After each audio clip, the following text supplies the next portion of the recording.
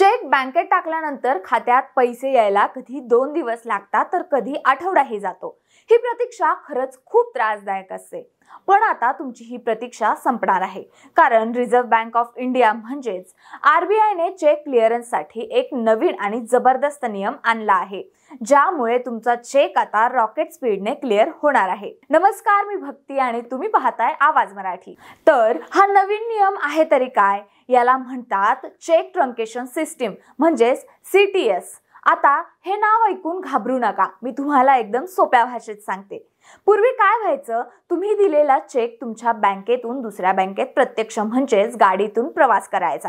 या सगळ्या प्रवासात 2 ते 5 दिवस सहज जायचे। पण आता असं होणार नाही। आता तुमचा चेक बँकेत प्रवास करणार नाही, तर त्याचा सुरक्षित डिजिटल फोटो प्रवास करेल। तुम्ही चेक जमा करताच तुमची बँक त्याचा फोटो काढून तो दुसऱ्या बँकेला ऑनलाईन पाठवेल आणि तुमचा चेक क्लिअर होईल।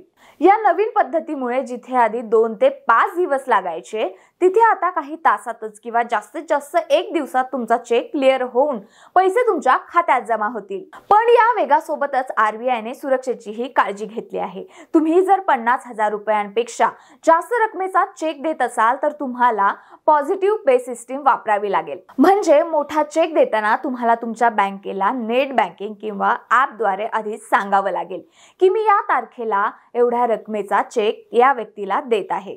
जेव्हा तो चेक क्लिअरिंगला येईल तेव्हा बँक तुम्ही दिलेली माहिती आणि चेकवरील माहिती तपासेल।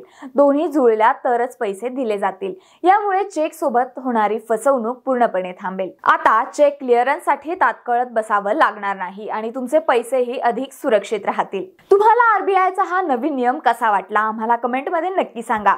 व्हिडिओ आवडला असेल तर लाईक, शेअर आणि सबस्क्राइब करायला विसरू नका।